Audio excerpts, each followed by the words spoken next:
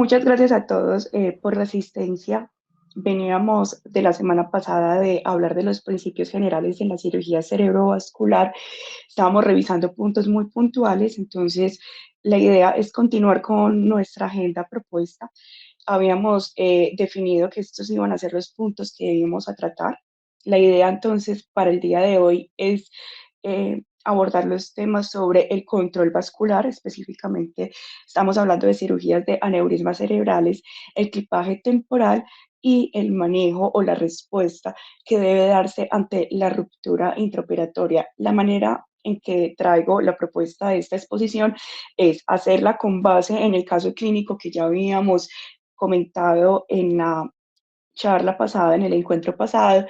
y hacerlo de una manera muy práctica con el fin de que todos nos llevemos una lista de chequeo mental para cuando nos veamos enfrentados quirúrgicamente ante estas eventualidades. Entonces, volvamos a recordar nuestro caso clínico. Estábamos hablando de un paciente de 60 años que había consultado al hospital. Inicialmente era un paciente que nos contaba que había tenido un episodio no presenciado de la pérdida del estado de conciencia, que él incluso iba manejando y llega entonces a la institución, al servicio de urgencias, y mientras entonces se le realiza una evaluación inicial, encontramos que era un paciente que estaba con un Cunningham de 1 dentro de la clasificación clínica. Era un paciente que presentaba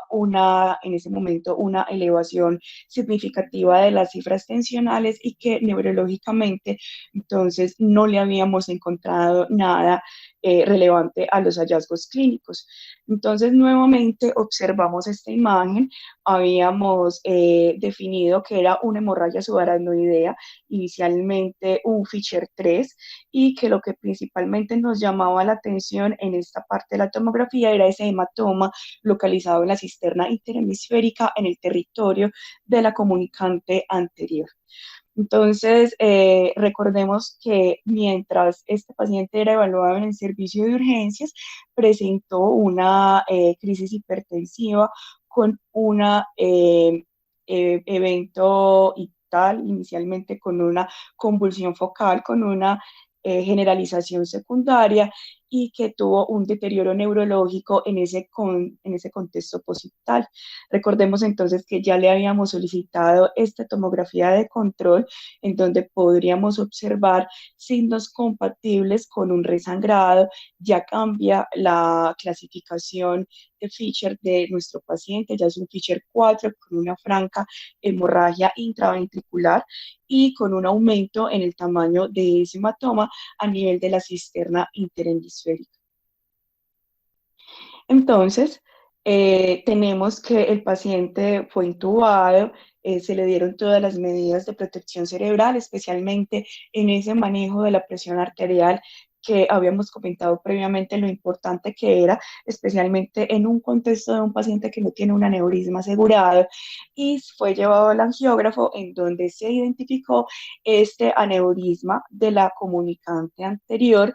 que de acuerdo a las relaciones, en las medidas nos daba con una relación de 3.7 por un cuello de 4.68 milímetros, con una proyección superior y anterior dentro de esta parte del territorio vascular. Entonces, traigamos parte de las conclusiones que teníamos de la charla pasada. Entonces, tenemos un paciente que está en probablemente inició en un contexto de una vasoplejía, un evento bastante común en los pacientes que tienen una hemorragia subaracnoidea que se relaciona a una pérdida del tono postural y del estado de conciencia, aunque inicialmente no lo presenciamos, también podría corresponder a un paciente que había presentado desde un inicio una crisis ictal y que dentro de ese contexto clínico que le vamos a brindar dentro de nuestra atención ya es un paciente que está tocado fisiológicamente. Sabemos que su reserva a la hipoxia y la hipotensión es muchísimo más baja y por eso entonces habíamos dado como metas del manejo y la recomendación para este paciente, entonces es la posibilidad de brindarle un monitoreo electrofisiológico completo, tratar de disminuir los umbrales para la solicitud de imágenes de control, que fue lo que hicimos inicialmente y en el que encontramos entonces el contexto de un resangrado. Entonces, sabemos que este paciente fue llevado a un manejo quirúrgico y entonces vamos a hablar de los pasos o de esa lista de chequeo que nosotros tenemos que tener dentro del manejo quirúrgico en términos generales para todos los aneurismas cerebrales, incluyendo los rotos y no los rotos. Entonces, lo primero que tenemos que hablar es la necesidad de realizar ese control vascular cuando vamos a ir en búsqueda de esa lesión aneurismática. El control vascular es un término muy simple y lo vamos a resumir en esa exposición de la anatomía arterial del paciente que necesitamos realizar para la oclusión con clips temporales, ya sea de las siguientes ramas. Primero, de las arterias aferentes, que son las que le van a proporcionar ese flujo desde el punto de vista anterógrado al aneurisma,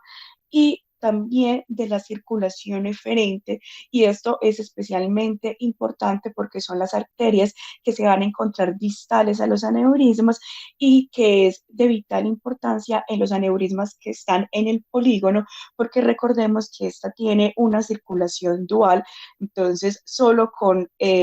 el clipaje o el control vascular anterógrado muy obvio que nos proporciona la anatomía, pues tenemos que recordar que el aneurisma va a llenar por otro lado, y esto es especialmente importante en los aneurismas de la comunicante posterior. Entonces, el primer punto práctico es que cada uno de nosotros tiene que tener una lista de chequeo mental desde la planeación del aneurisma, porque de la planeación de la cirugía, desde cómo va a ser la disección que vamos a enfrentar para esta lesión aneurismática, y por eso ustedes desde la arteriografía debe identificar preventoriamente cuáles van a ser esos puntos de control proximal que va a utilizar. Entonces, primero es tener en cuenta la anatomía angiográfica del paciente, es decir, ir más allá de la anatomía obvia del aneurisma, en la que incluye esas medidas que tomamos en la planeación, en dónde está ubicado, en cuál es la morfología del domo y hacia dónde se dirige este con respecto a esa disección aracnoidea, sino también tratar de predecir por dónde está llenando esa lesión aneurismática. En ocasiones, en los pacientes que tienen una circulación colateral muy importante, a veces la angiografía puede tener algunas limitantes en definir desde ese punto de vista retrógrado cuáles aneurismas también vayan a llenar por algunos puntos, por algunas arterias distales. Eso de pronto ya sí es un poco, como les mencionaba, más difícil de predecir y lo vamos a encontrar pues más fácil, ya sería desde el punto de vista quirúrgico. Además de lo que les había mencionado entonces de la anatomía de los aneurismas. Entonces, nuevamente, la identificación desde esos puntos, entonces lo que buscamos es tener esos puntos en mente y sabemos que al momento que empecemos en la disección van a ser los puntos que vamos a ir a buscar y exponer de una manera temprana para tener como punto inicial ese control vascular. Entonces, tenemos que la planificación de esos puntos, hay unos puntos que nos va a proporcionar la anatomía, que todos conocemos y que están pues muy bien descritos precisamente con el conocimiento de esa anatomía. Entonces, por ejemplo, en los aneurismas de la arteria comunicante posterior, entonces sabemos que el punto de seguridad o el punto de control vascular va a ser ese segmento oftálmico de la carótida. Esto es particularmente importante en los aneurismas de la comunicante porque ustedes deben recordar que el aneurisma recibe el nombre de la arteria a la que están más próximamente originados, entonces no sería adecuado ir a buscar el punto de control vascular en el último segmento o en el segmento comunicante de la carótida, porque se supone que el aneurisma está posterior, perdón, a este segmento. Entonces tenemos que ir a buscar el control desde el segmento oftálmico de la carótida, pero también recordar, como les había mencionado, en esta aneurismas de la comunicante posterior, el llenado retrógrado que viene desde la circulación posterior y que va a implicar que el aneurisma nos siga llenando en que si necesitáramos entonces eventualmente realizar el control vascular. Lo mismo sucede con los aneurismas de la comunicante anterior, en el que sabemos que llenan por ambas A1. Por lo tanto, el control vascular debe estar en la identificación de las dos arterias a uno para poder dar el clipaje temporal en caso que este sea necesario.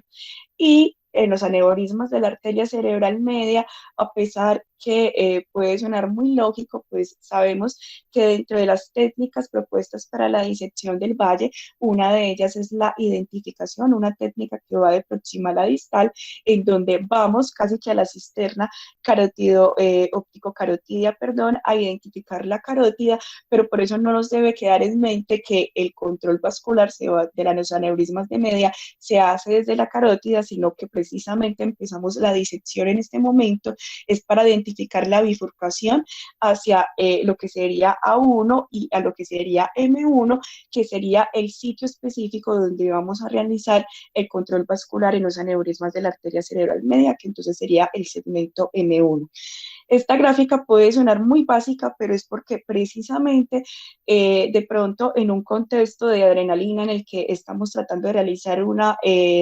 control vascular con un clipaje de esa porción proximal del llenado del aneurisma, entonces podemos olvidar estas particularidades. En aneurismas que son muy distales, por ejemplo, en los aneurismas de la pericallosa, pues no va a ser igual de complejo que realizar un control vascular precisamente por las presiones de llenado a aneurismas que sean mucho más proximales al polígono y mucho más proximales a la arteria carótida o que sean ramas específicamente de estos. Entonces, repasando, ya habíamos visto cómo hacer el control desde los aneurismas de las dos comunicantes y de la cerebral media, en los aneurismas del tope de la basilar, cuando estos son manejados desde un punto de vista quirúrgico, de pronto puede haber dificultades, especialmente si los aneurismas de la basilar tienen una proyección muy inferior, porque esto nos va a ocluir la posibilidad de ver el tronco de la basilar, que sería nuestro punto de manejo, pero ese sería como el sitio ideal para hacer el control vascular de este tipo de aneurismas. Y en los aneurismas de la pica, pues entonces el control vascular va a ser de la porción más proximal de la arteria vertebral, teniendo en cuenta que a veces puede ser un poco complejo asumir o ir en búsqueda de este punto de la arteria vertebral, porque recordemos que lo proximal que sigue a los aneurismas de la pica es precisamente esa porción horizontal de la arteria vertebral que está en mucha relación con el arco anterior de C1. Entonces es por eso la identificación de la anatomía temprana, para no ir a tener dificultades, especialmente con la exposición dentro de la dura madre y la relación ósea que tiene los aneurismas de la pica. Esto es como para recordar parte de lo que les había mencionado. Entonces, por ejemplo, haciendo el ejercicio y recordando cuáles son los segmentos en los que se divide la arteria carótida, entonces, en contexto de un aneurisma de la arteria oftálmica, por ejemplo, que en esta gráfica lo podemos observar en la porción C6, entonces tendríamos que ir a buscar nuestro control en la porción más proximal de la arteria, que entonces es la porción clinoidea de la carótida, lo que implica, uno de los grandes mensajes precisamente en el control vascular, es que en ocasiones tenemos que adicionar técnicas microquirúrgicas para poder hacer un control vascular adecuado y una exposición de la arteria. Es decir, que en este caso tendríamos que realizar una maniobra, una clinoidectomía, para poder tener una exposición muy adecuada de esa porción clinoidea de la carótida y poder realizar entonces el control vascular desde allí. Incluso se ha descrito, especialmente en estos aneurismas de la arteria oftálmica, aparte del control desde la clinoides, también se pueden hacer controles vasculares desde la porción petrosa de la carótida o incluso desde el segmento C1, lo que sería el segmento cervical de la carótida, y por eso la recomendación en algunos textos es que dentro de la posición que va a tener el paciente en cirugía, la posición que va a tener en el cabezal, está esa posibilidad de exponerle el cuello al paciente por si eventualmente tendríamos que realizar un control desde la porción cervical de la arteria para el manejo del sangrado neurismático. Entonces, dentro de esa parte teórica, la ruptura intraoperatoria de los aneurismas es dentro de las complicaciones de la neurocirugía más temidas, porque implica la ruptura arterial, generalmente de arterias que son muy proximales al polígono, que no solo va a implicar una pérdida sanguínea muy importante, sino la necesidad de hacer unos clipajes temporales que pueden afectar la perfusión de ese segmento que está involucrado en el territorio de las arterias. En términos generales, cuando en los estudios se ha tratado de dilucidar cuál es el porcentaje de los aneurismas que tienen un riesgo de ruptura cerebral, puede ser tan alto como un 20%, y además que se necesita una curva de aprendizaje no solo para controlar la catástrofe que puede llevarnos al sangrado, sino principalmente para que dentro de sus enseñanzas en las próximas cirugías usted tenga la posibilidad de evitarlo, porque el mejor manejo a un aneurisma roto es no romperlo. Además, tener en cuenta que a pesar de todos los riesgos que se han mencionado dentro de la literatura, siempre va a estar presente en cualquier momento de la cirugía el riesgo que el aneurisma se rompa, y más si ya ha sido un aneurisma que se ha roto previamente. Entonces, estos son los porcentajes que nos propone la literatura. Básicamente, los que tienen una posibilidad mayor de ruptura son los aneurismas de la comunicante anterior, aunque no se ha descrito específicamente si difiere de acuerdo a la orientación del aneurisma, porque sabemos que los aneurismas de la comunicante pueden tener una orientación como más hacia atrás, ya ocluyendo no, específicamente más hacia atrás e inferior, lo que serían las A1, o como por ejemplo en nuestro paciente que tiene una proyección muchísimo más superior y hacia adelante. Los aneurismas de la comunicante posterior en un 26% y hasta en un 18% los aneurismas de media. Entonces, sabemos, y como les había mencionado previamente, en cualquier momento de la intervención quirúrgica puede estar presente una nueva ruptura del aneurisma, y desde la inducción anestésica hay que tenerlo presente, porque si en la inducción anestésica hay un aumento de la presión arterial o de la hipertensión intracraneana del paciente, ya sea por ejemplo, que el paciente sea intubado y que en la laringoscopia, por ejemplo, por no tener la suficiente analgesia, pueda subir y elevar la presión arterial. En ese momento puede suceder una reruptura del aneurisma desde la infiltración de la piel, cuando a veces la lidocaína va al torrente sanguíneo, en la craniotomía por la vibración, o también en la durotomía, especialmente si los aneurismas pues pueden estar expuestos específicamente a esta porción anatómica. En la disección ocurre un 48% de los casos, y mucho más común es cuando estamos tratando de hacer esas maniobras para hacer un clipaje, ya sea temporal o definitivo del aneurisma, porque en ocasiones a veces puede realizarse un clipaje muy temprano, o porque específicamente dentro de la disección pues nos vemos enfrentados a una manera muy temprana hacia el domo del aneurisma.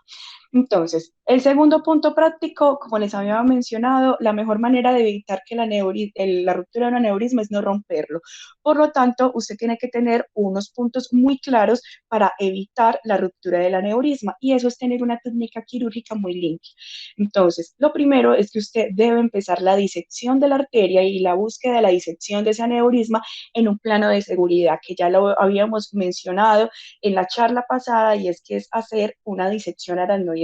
Recordemos que cuando vamos en el camino de la disección aracnoidea, todas las arterias, siempre siguiéndolas en su camino, nos van a llevar hacia el polígono de Willis, donde va a estar más cerca esos puntos de control proximal que ya habíamos mencionado previamente. Además, estimamos que a medida que nosotros vamos siguiendo las arterias desde una porción más proximal, lo primero que nos vamos a ver enfrentado, o más comúnmente vamos a tener un control del cuello del aneurisma, que va a ser por el sitio donde el aneurisma no se va a romper, y vamos a tratar una exposición directa desde el punto de vista anatómico en la disección, de ir a enfrentarnos inicialmente con el domo del aneurisma. Y esto implica muchas veces también usted en qué tipo de disección se siente más familiarizado, y especialmente en la orientación del domo del aneurisma.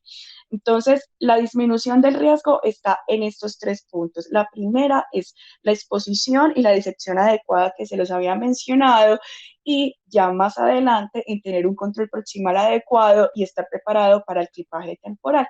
Entonces, identifiquemos esos factores de riesgo que tenemos para los aneurismas. Un aneurisma roto ya es un aneurisma frágil. También la experiencia y la curva de aprendizaje que tenga el cirujano, especialmente en ese punto de la disección, aumenta mucho más el riesgo si hay una transgresión del cerebro o si se busca por un plano diferente a esa disección aradenoidea el cuello del aneurisma, y como les había mencionado entonces los aneurismas previamente rotos. Entonces, ¿qué nos aumenta especialmente en esta porción de la experiencia del cirujano? Es que la retracción del cerebro sea inadecuada o sea un poco brusca, que la disección no esté en el plano adecuado, o que intentemos hacer un clipaje muy temprano o un clipaje no adecuado, y la manipulación entonces agresiva de las diferentes estructuras. Y hay que tener en cuenta también la proyección del saco aneurismático, porque en ocasiones esta proyección y el coágulo del mismo en los pacientes que ya tuvieron una ruptura van a estar adheridos a los diferentes lóbulos, y cuando nosotros dentro de la manipulación o de la movilización cerebral vamos a mover estas arterias en contra de la arteria o del sitio, perdón, o del lóbulo que se ha irrigado, la manipulación o el efecto mecánico va a ser mucho más brusco, y con esto aumenta la posibilidad de la ruptura intraperitoneal de la arteria dentro del aneurisma. Bueno, como les había mencionado, hay que tener en cuenta dentro de ese estudio que uno previamente va a hacer de la anatomía angiográfica de la lesión, es hacia dónde está dirigido el domo. Y es porque en los aneurismas, por ejemplo, de la arteria cerebral media, si tenemos un domo que se va a dirigir desde un punto de vista más central o más inferior, pues desde una producción, desde empezar de una disección del valle mucho más distal, podríamos enfrentarnos directamente al domo y tener una dificultad en encontrar las M1, porque precisamente el aneurisma no las estaría ocluyendo de una manera inicial. Entonces esto, como les había mencionado, debe enfocarnos en el cabeza cómo va a ser la dirección de la disección que vamos a ir a hacer, y por eso se proponen algunas maniobras, por ejemplo, en estos aneurismas cuyo domo o cuyo saco aneurismático en general nos está ocluyendo la correcta visualización de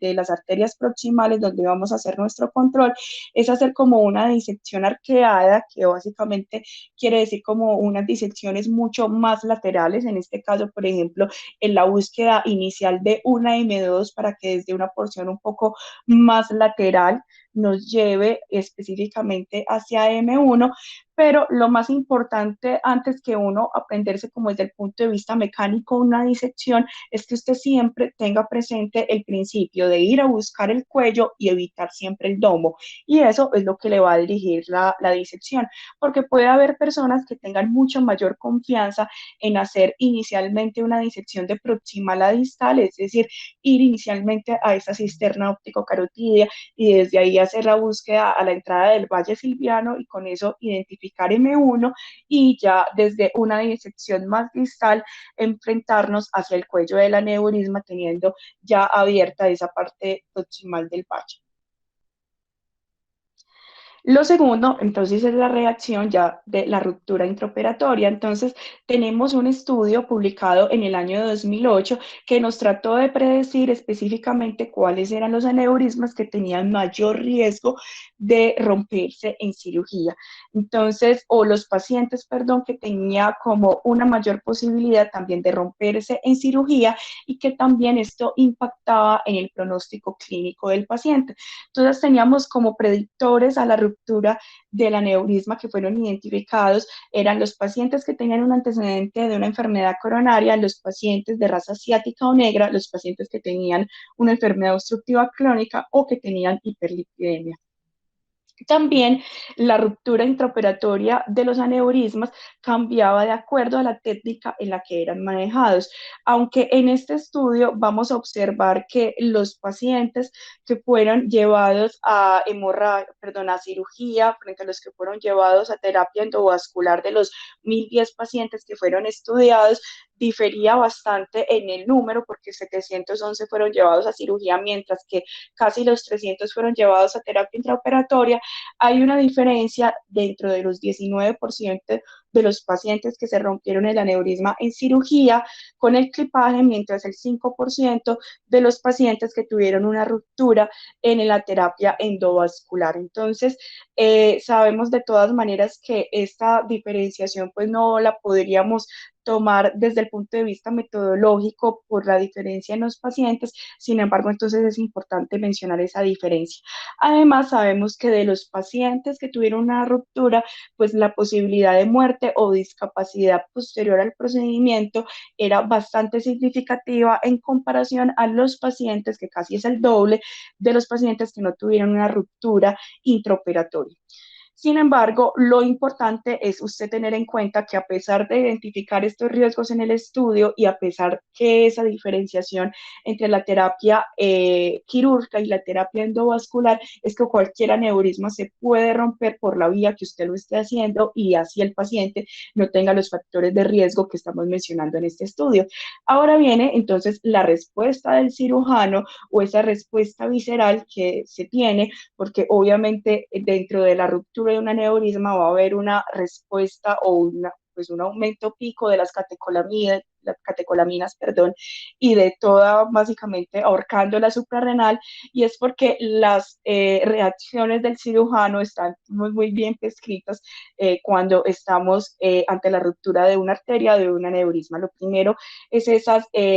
reacciones viscerales de sorpresa, de confusión, usted quererse poner a llorar, pero lo importante es usted tener un plan de acción rápido y eficiente, y eso solo se lo permite si usted hace una planeación mental y la tiene en su cabeza de una manera adecuada, porque es lo que le va a permitir hacer el manejo de esa ruptura. Y lo más importante y la principal recomendación es que esa respuesta visceral no va a permanecer, no va a desaparecer, perdón, pero usted siempre debe conservar la calma porque el miedo se transmite. Es decir, si usted esa respuesta visceral no es capaz de controlarla dentro de cirugía, usted le va a transmitir el miedo a la instrumentadora, ahí es donde empieza a caérsele todo, a su ayudante, que ahí es donde empieza a, digamos, en vez de ayudar, sino estorbar, al anestesiólogo, porque entonces ante el contexto del sangrado también la reanimación puede verse limitada y en sí a todo el quirófano, y es cuando las cosas empiezan a fallar precisamente por la ruptura de un aneurisma. Entonces, por eso, como la invitación, aunque es difícil, porque pues es básicamente nadie puede predecir cuál va a ser su respuesta al medio ante la tragedia, es precisamente tratar de disminuirla, y la manera de disminuirla es tener un plan muy adecuado. Además que sabemos que a medida que aumenta su curva de aprendizaje, pues la intensidad de esta respuesta visceral puede verse disminuida, pero tener en cuenta que nunca va a desaparecer. Entonces, dentro de esa parte de la ruptura intraoperatoria, ya vimos esa parte de la respuesta visceral. Ahora lo que tenemos que dar con las técnicas de estudio y con lo que tenemos planeamiento es esa respuesta cognitiva, y es que tenemos que hacernos varias preguntas. Primero, ¿por qué se rompió el aneurisma? ¿Dónde está la ruptura del mismo? ¿Por qué sigue el sangrado del aneurisma a pesar que hice el control aferente de esta? Muy importante en los aneurismas de la comunicante.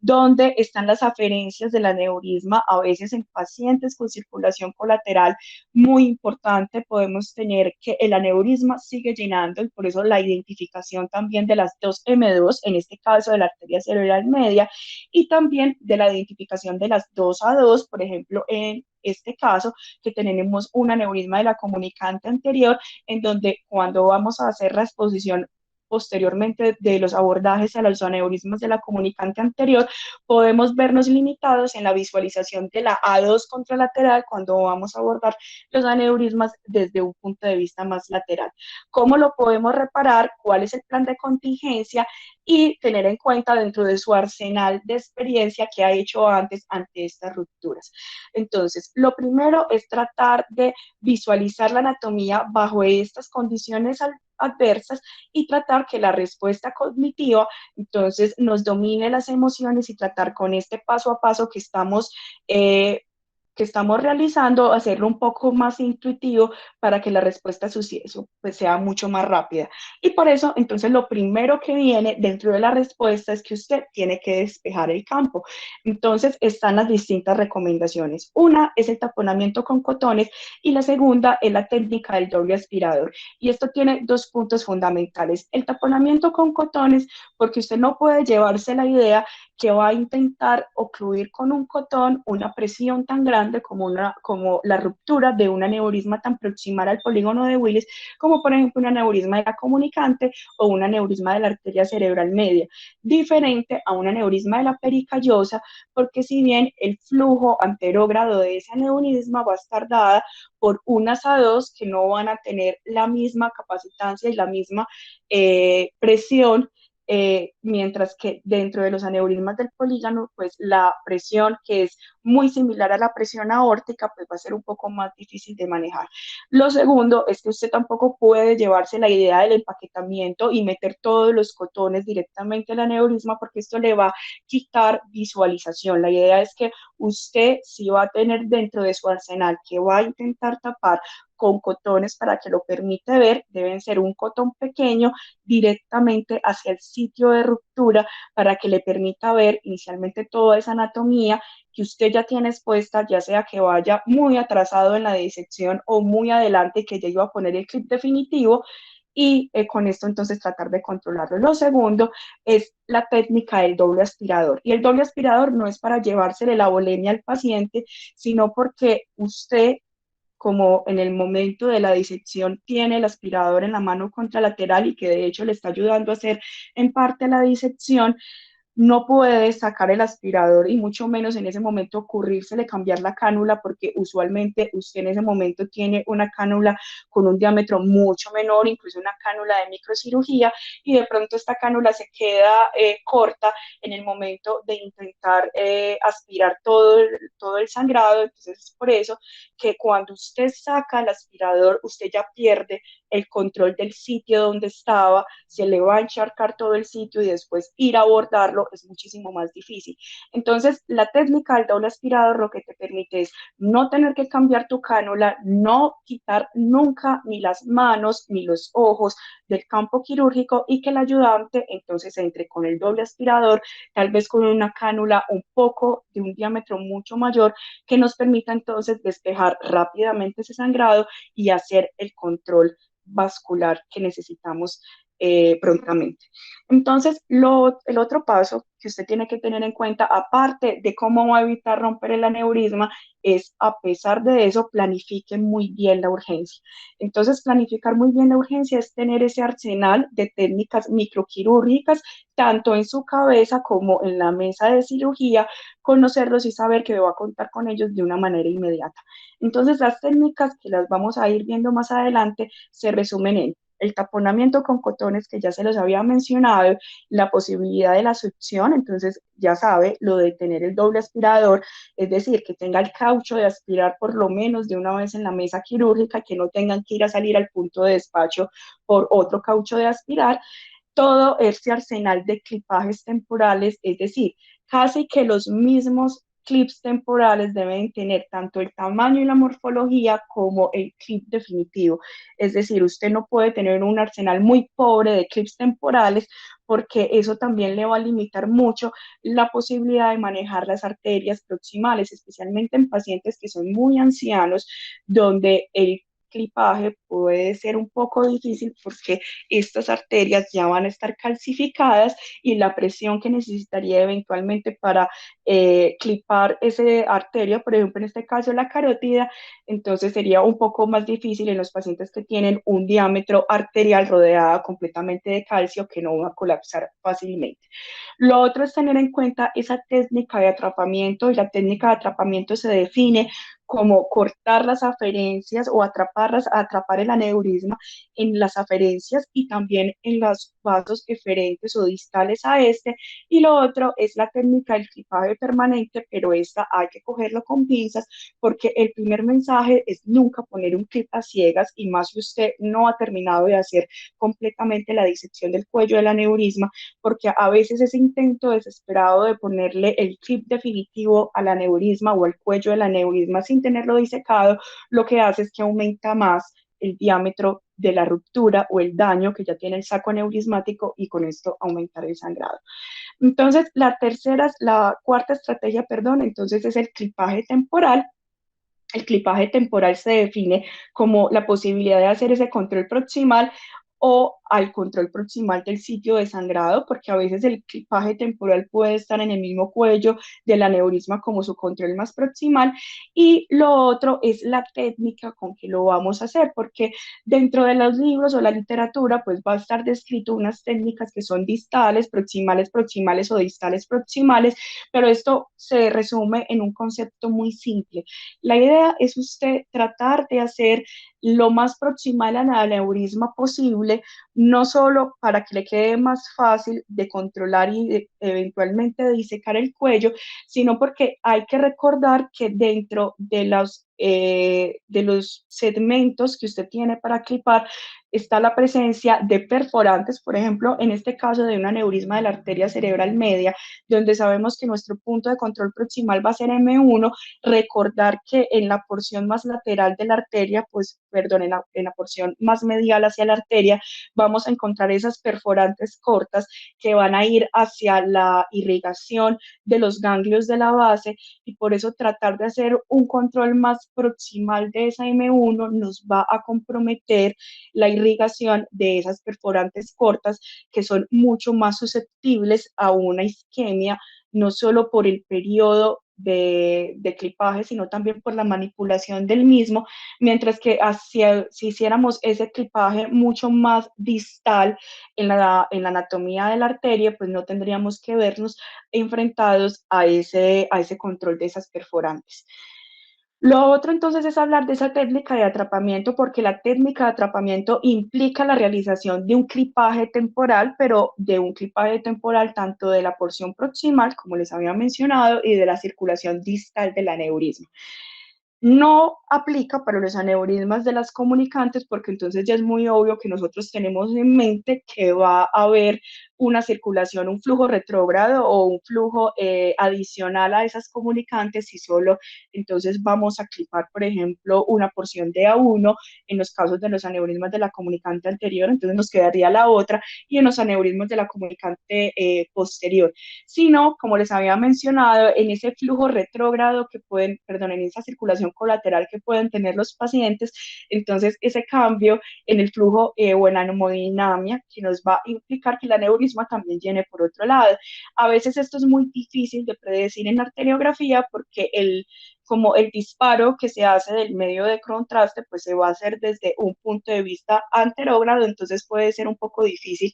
desde el punto de vista hemodinámico, observar si hay una circulación colateral que llene el aneurisma, pero usted eventualmente lo tiene que tener presente y hacer un control distal del aneurisma. A veces puede, digamos que ya uno tenerlo ganado, especialmente, digamos, en un aneurisma de la arteria cerebral media, donde usted lo primero que hizo fue ir a buscar M2 para poder, desde un punto de vista un poquito más lateral, meterse por detrás e ir a buscar a M1 como ese control proximal. Entonces, básicamente, cuando usted tiene que tener en cuenta que tiene que tener un control distal o eferente de la arteria preparado para clipar el aneurisma. Primero es cuando usted obviamente se da cuenta que el sangrado va a persistir incluso en una menor medida, pero persiste en los aneurismas a pesar de que usted con unos clips temporales tiene muy bien controlado el vaso aferente a esta lesión. Lo segundo es que el aneurisma sigue turgente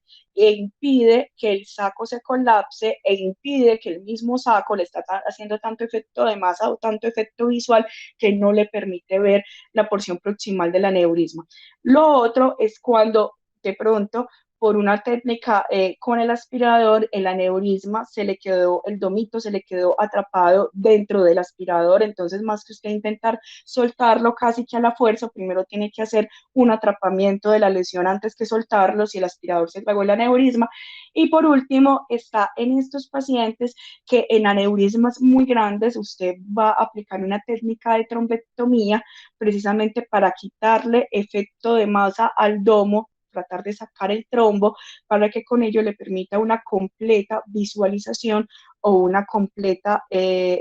visualización para poder disecar correctamente el cuello y que esto, como les había mencionado, es principalmente importante en los aneurismas que son muy grandes, porque ya en un aneurisma pequeño, pues entonces digamos que la canalización del flujo o el tiempo de evolución de la lesión es mucho menor y la ruptura pues no va a implicar la aparición de un coágulo que sea principalmente llamativo que le genere el efecto de masa para poder manejar entonces ese control proximal.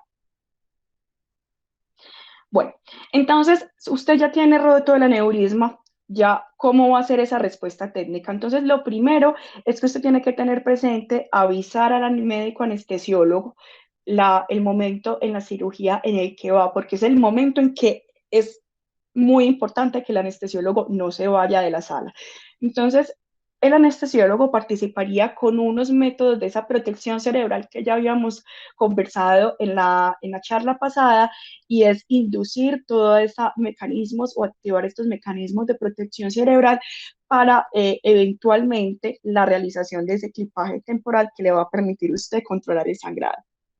Entonces, lo primero es la hipotermia. Digamos que desde el punto de vista local, lograr la hipotermia del paciente es un poco difícil porque esto necesita pues unas implicaciones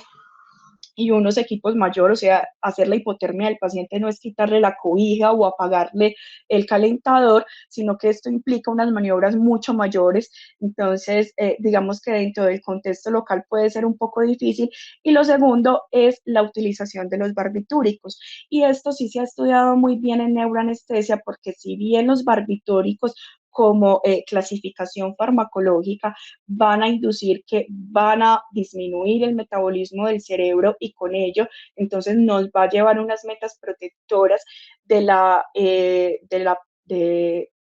unas metas protectoras de la fisiología cerebral. Hay que tener en cuenta que no todos los barbitúricos tienen el mismo perfil y que de hecho hay unos que tienen un perfil mucho más favorable para inducir una protección cerebral, porque no solo me van a mejorar la respuesta al oxígeno, es decir, que me van a disminuir las demandas de oxígeno, sino que también van a impactar directamente en el flujo de la arteria, y esto es especialmente en el tiopental o el pentotato de sodio y también en el etomidato. Esa mezcla de estos dos medicamentos con el propofol es básicamente la mezcla con el perfil más favorable que se ha encontrado en la literatura para poder tener como un control del sangrado sin necesidad de comprometer la presión arterial del paciente y con ello comprometer la presión de perfusión cerebral. Lo otro, entonces, es que hay que tener presente restablecer siempre la biolemia del paciente. Ya habíamos conversado en la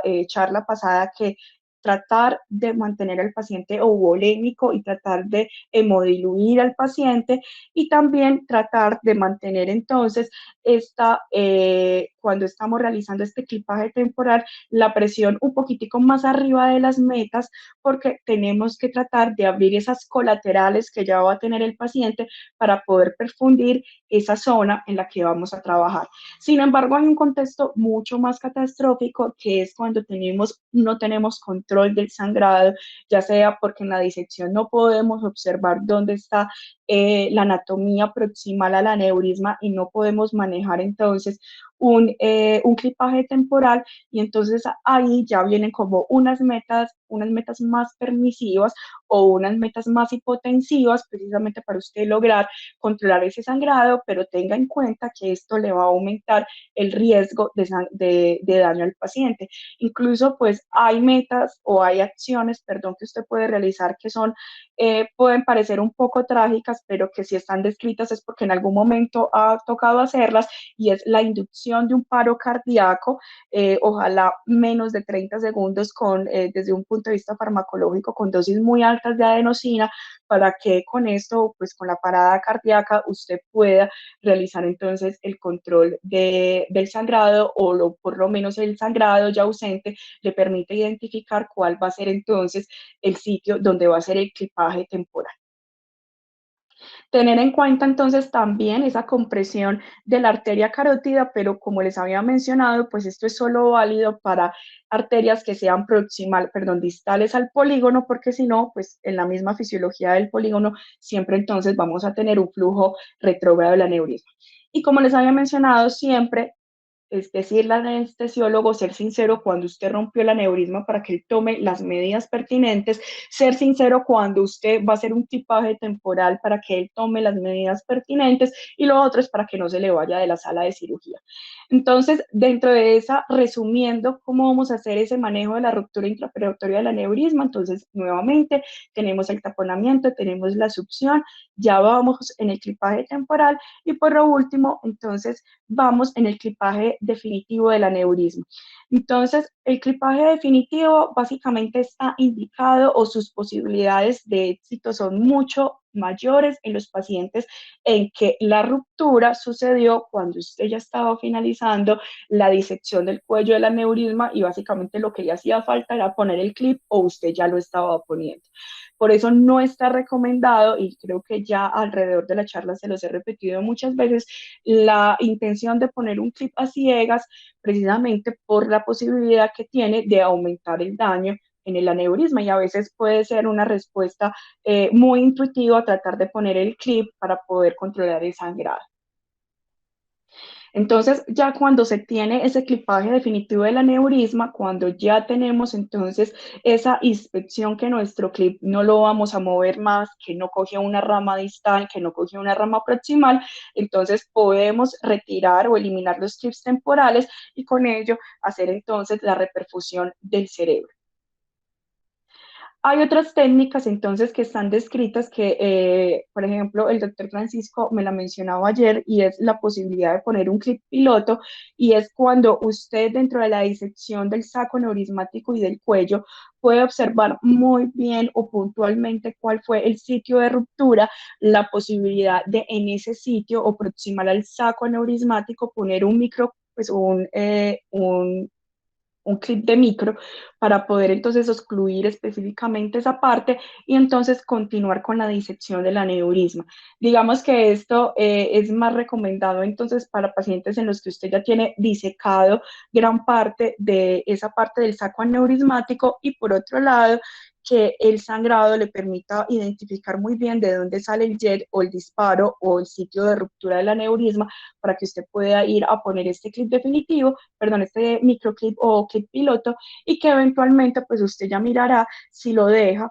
y maneja el saco neurismático con varios clips, o si ya después de haber hecho el clipaje definitivo desde el cuello del aneurisma, pues entonces lo puede retirar.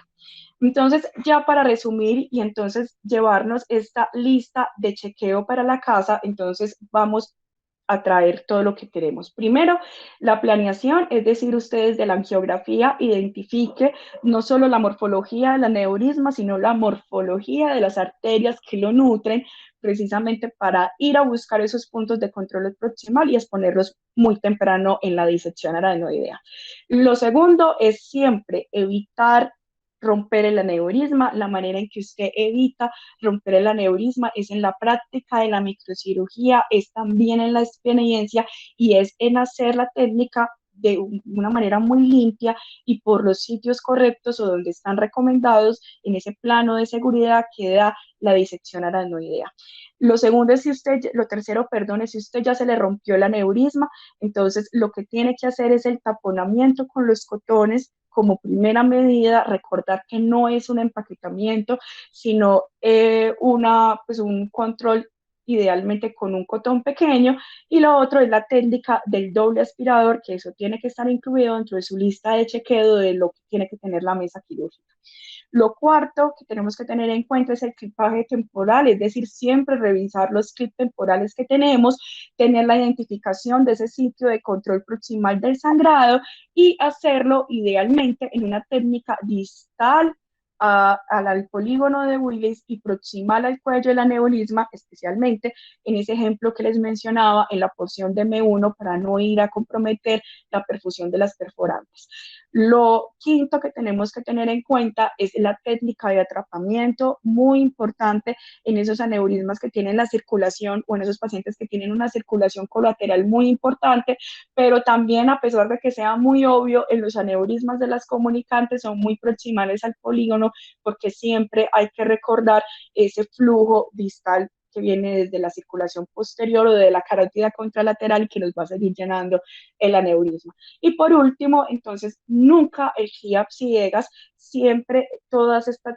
técnicas nos debe llevar no solo al control del sangrado, sino a hacer una disección rápida y efectiva del cuello del aneurisma y estimar la posibilidad, entonces, si se puede, de acuerdo en el sitio en que usted vaya en la disección, de poner un kit piloto para tratar de hacer el control de ese sangrado. Entonces, este era como los puntos prácticos para la charla el día de hoy. La idea es seguir aprendiendo con este caso porque, como les había mencionado, en la charla pasada, este paciente presentó una ruptura intraoperatoria del aneurisma. Entonces, la idea de la charla es próximamente entonces abarcar cómo sería el manejo de los aneurismas de la comunicante anterior para que ya el video lo pongamos en contexto y ver el cirujano cómo manejó ese clipaje temporal, cómo era la importancia del abordaje quirúrgico que se le hizo a este paciente, que fue un abordaje interhemisférico anterior y que eso nos permitió entonces poder tener el control de las 2-1 proximal y con eso pues hacer el control del sangrado intraoperatorio que hubo de este paciente. Entonces quedo atenta a sus preguntas y comentarios.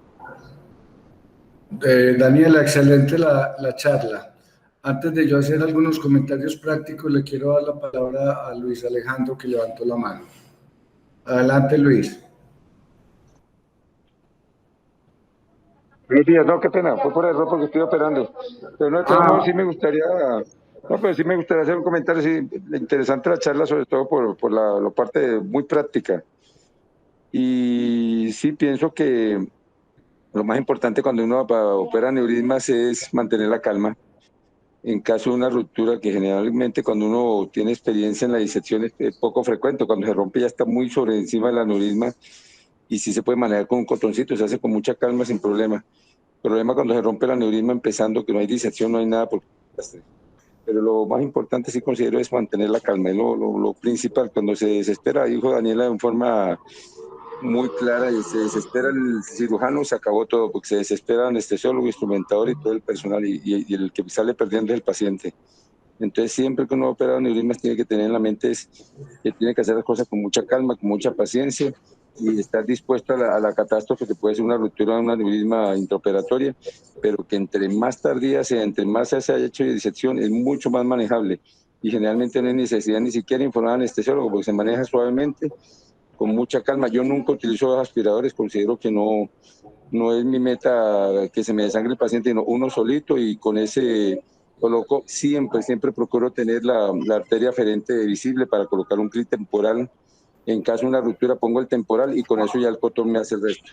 No hay que llenar de cotones como dice esa, sino un cotoncito que me cubra el sitio de ruptura. Y la técnica que utilizo mucho también es poner un mini clip sobre la ruptura propia del huequito que se le hizo al domo del aneurisma, le pongo un mini clip y eso me permite controlar y continuar la disección del aneurisma. En general muy práctica la charla, me pareció muy agradable eso, el aspecto sobre todo para residentes, para personas que empiezan entrenamiento. Lo que dijo Daniela, muchas cosas son muy ciertas, muy prácticas, que lo va aprendiendo uno a medida que va operando. Sin operar, el resto se queda en teoría, pero operando uno va aprendiendo. Bueno, muchas gracias. Gracias, Luis. Yo también quiero hacer varios comentarios prácticos antes de que Pacho hable, pues que es que es nuestro cirujano vascular. Lo primero, cuando yo opero un aneurisma, hay que tener en cuenta la posición de la cabeza. Creo que es fundamental mirar la arteriografía 1000 veces antes de operar al paciente y colocando la cabeza, definir cuál va a ser la vía de abordaje que más espacio nos dé. Por esa razón yo no uso un cabezal de 3 pines cuando opero aneurismas, porque muchas veces tiene que modificar uno la cabeza, darle un poquito más de flexión o extensión para tener un mayor espacio y tener más acceso a los vasos. Lo segundo, pues como dice Luis y como dijo Daniela, la calma es fundamental, y yo creo que para uno tener calma tiene que tener una cosa que también hago siempre, y es, así esté hablando con el compañero, con el anestesiólogo, siempre anticiparse al evento. Cuando uno empieza a abrir el Valle Silviano, uno pensar, ¿qué haría yo en este momento si el aneurisma se me rompe? Para que cuando la catástrofe pase ya usted tenga por lo menos un plan. El problema de no tener la calma es que aparece el temblor, y con el temblor aparece la torpeza. Entonces usted empieza a temblar, en ese momento siempre pasa que el aspirador se daña, y a usted el temblor y la torpeza le dan rabia, pone el aspirador en el sitio que no es, y ya después, cuando se lo arreglan, ya usted no lo encuentra y ha perdido unos segundos valiosos. Entonces esa calma es importante, y en lo posible, si usted está calmado y está anticipado, el temblor no le va a aparecer. Siempre pensar dónde está el vaso proximal, porque es fundamental para lograr controlar el problema. Cuando hay que poner un clip proximal, no sé, Pacho, qué hace, pero yo utilizo 5 minutos, 3 minutos, 5 minutos de clipaje y 3 minutos de apertura del vaso. 5 minutos es demasiado tiempo, pero cuando usted tiene un clipaje de 5 minutos, antes de hacer el clipaje tiene que tener todo preparado, tiene que tener el disector, tiene que tener la microtijera, tiene que tener todos los elementos disponibles para que cuando usted haga el clipaje no pierda tiempo y no aparezca el disector que usted necesita. Entonces hay isquemia innecesaria. Y finalmente, cuando el residente va a poner el clip, muchas veces al empezar a cerrar el clip, el aneurisma se rompe, y por una cuestión, digamos, natural, la tendencia es que uno termine de cerrar el clip y lo que hace es aumentar la ruptura. Entonces, cuando se está cerrando el clip y se rompe el aneurisma, hay que hacer todo lo contrario, abrir el clip y hacer todas estas maniobras de clipaje proximal y mirar a ver dónde está la ruptura. Con respecto al aspirador, yo sí uso doble aspirador. Me gusta que el ayudante, que ojalá sea un residente ya avanzado, ponga el aspirador en el roto del aneurisma, el aspirador grueso, mientras uno termina la disección. Pero algunas veces hay que invertir la maniobra. Cuando es un caso ya que el paciente se va a morir por sangrado, invertir la maniobra, el residente pone el aspirador pequeño en el roto del aneurisma, y uno con el aspirador grande diseca rápidamente, chupando cerebro alrededor para encontrar el vaso proximal. Le doy la palabra a Pacho. Adelante. Hola, buenos días a todos. Pues Dani, muy bien, creo que resumiste excelente como los conceptos que queríamos dejar, y de acuerdo pues como con los comentarios del doctor Serrano y de Nachito. Yo personalmente sí uso el doble aspirador. Un dato tal vez que se le pasa a uno a veces por alto es preparar la instrumentadora para ese momento, ¿cierto? Normalmente donde operamos las instrumentadoras son asignadas, o sea que son 10, 20 instrumentadoras, y todas instrumentan urología, ortopedia, cirugía, y de repente, bueno, usted le tocó hoy neuro, es un aneurisma, doctor, ¿qué vamos a hacer? No tienen como en su esquema mental cómo es el manejo en una ruptura. Entonces, algo importante es gastarse unos minutos antes de empezar la cirugía para explicarle cómo es el montaje del clip, que a veces pasan el clip parcialmente montado o con la pinza asegurada sin que se pueda liberar el clip, o a veces no tienen los clips en el momento que uno los necesita. Entonces, uno cerciorarse de que el clip temporal esté abierto desde el inicio de la cirugía, uno cerciorarse de que tiene los clips definitivos necesarios para poder realizar la oclusión del aneurisma, uno cerciorarse de que la instrumentadora no vaya a montar el clip grande en la pinza de mini clip, porque no le va a salir nunca el clip, ¿cierto? Eso en una emergencia pues puedes hacer la diferencia entre salvar el paciente o que todo se vuelva una catástrofe y el paciente se muera. Creo que eso es como mi comentario adicional. De resto lo dejaste muy bien. No sé si alguien más tenga alguna aclaración, alguna duda o algún comentario.